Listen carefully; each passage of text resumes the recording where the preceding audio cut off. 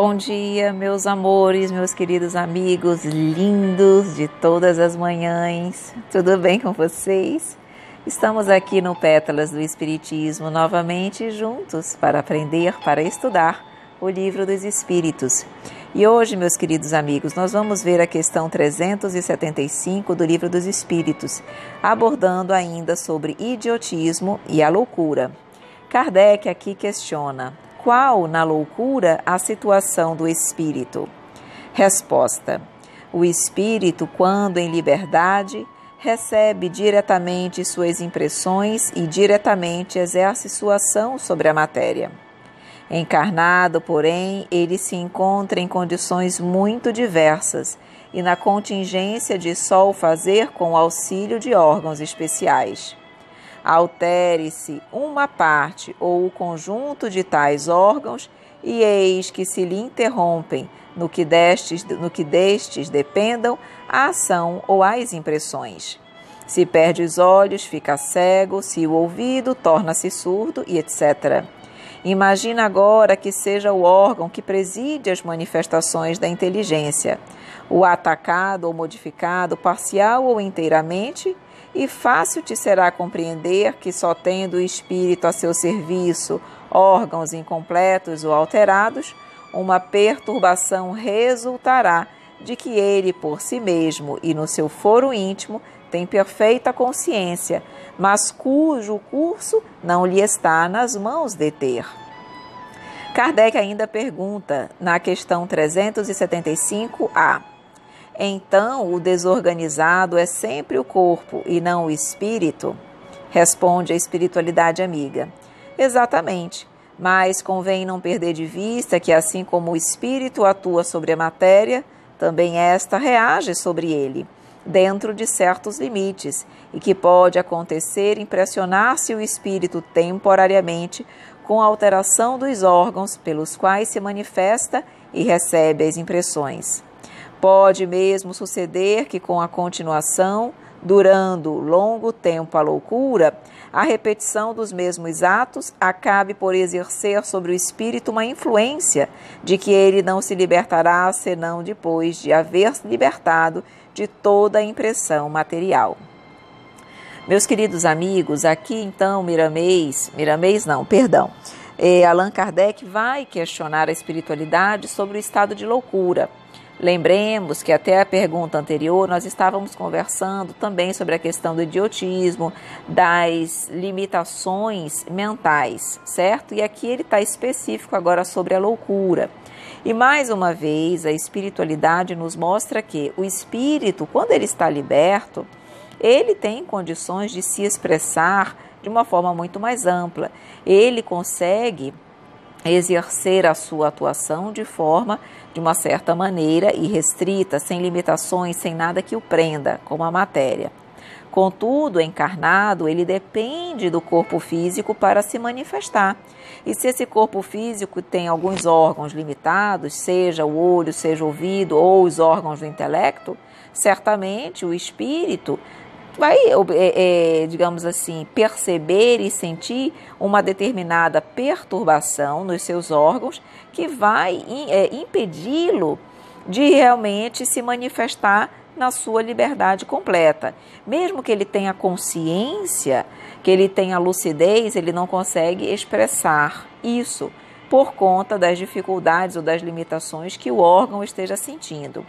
Mas, na pergunta 375A, a espiritualidade também fala que, embora o espírito que atue sobremaneira sobre os órgãos físicos, esse também, ou seja, os órgãos físicos, o corpo material, também exerce alguma influência sobre o organismo.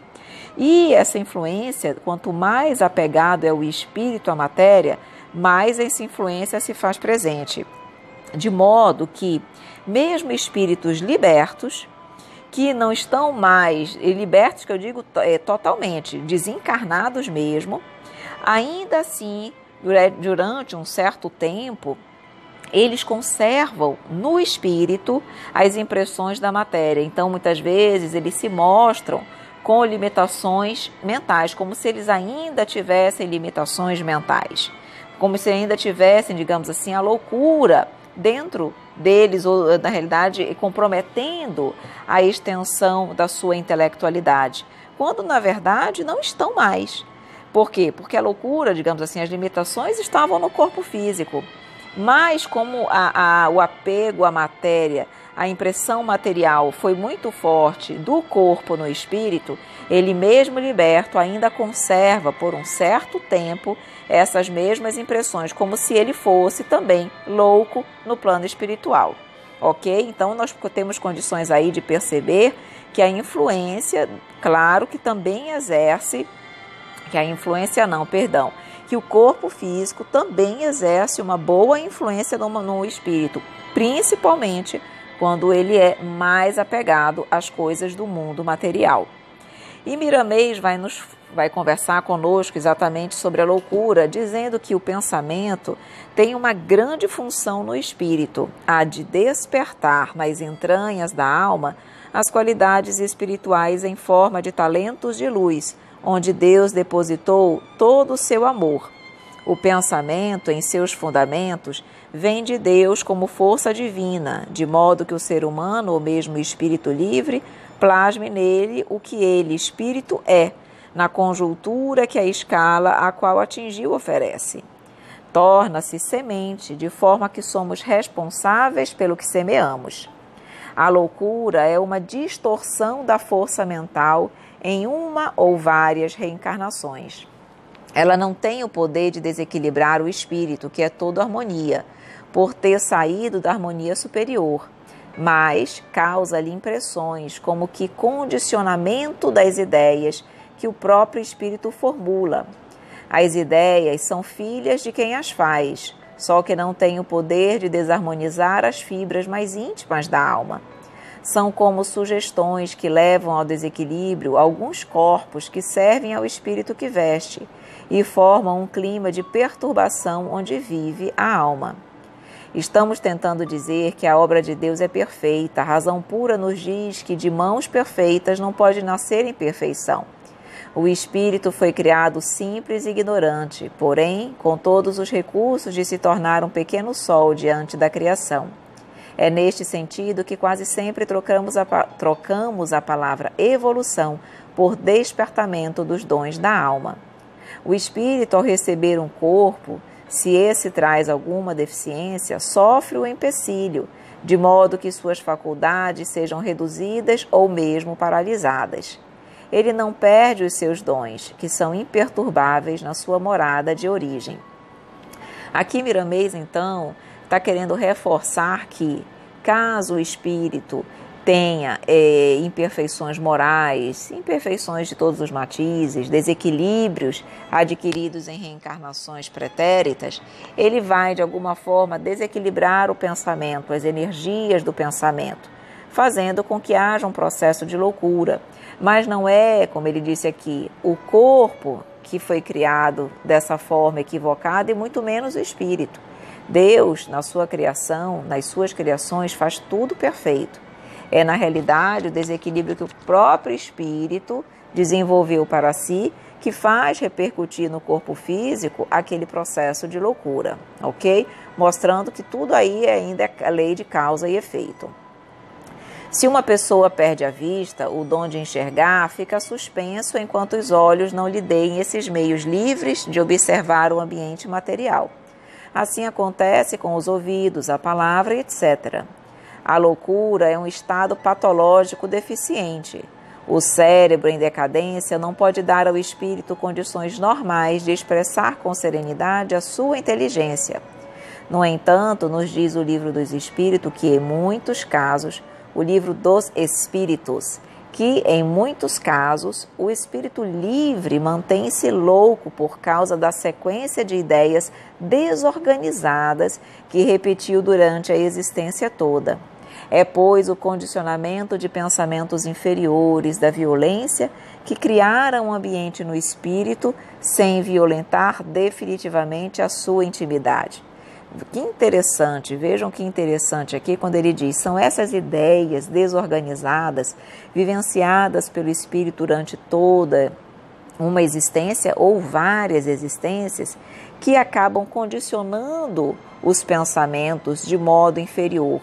E essa violência, esse condicionamento inferior, acaba criando esse ambiente que leva à loucura. Percebem mais uma vez que tudo é consequência dos nossos próprios equívocos, das nossas próprias iniquidades, da nossa própria imperfeição espiritual. Mas continuando, também pode o espírito reencarnar e dar continuidade à sua loucura, que nesse caso será puramente psicológica, visto que o cérebro físico mostra deficiência. São casos registrados pela própria ciência e em alguns livros espíritas. Em todas as manifestações dessas doenças, o desorganizado é sempre o corpo, mas é bom que se compreenda que esse corpo tem certa influência na mente viva da alma, impressionando-a a ponto de mostrar enfermidades imaginárias. Essas são de fácil cura, principalmente pela doutrina dos espíritos, que fornece meios de limpeza dessas ideias chamadas fixas, em profunda sintonia com o Criador, mostrando aqui que determinados desequilíbrios não são do corpo físico, mas enfermidades imaginárias, e que pode parecer serem do corpo, mas não são.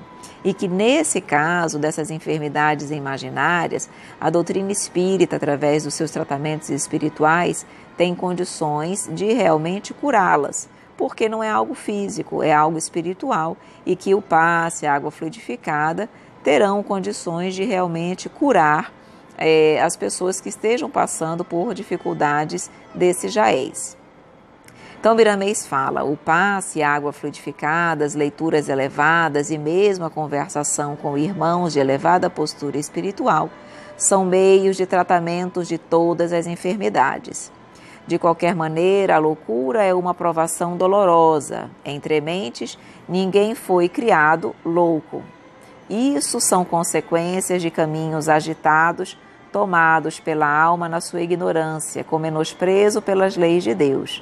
Sofremos por ignorar e sofremos mais por conhecermos os caminhos da luz e escolhermos os das trevas.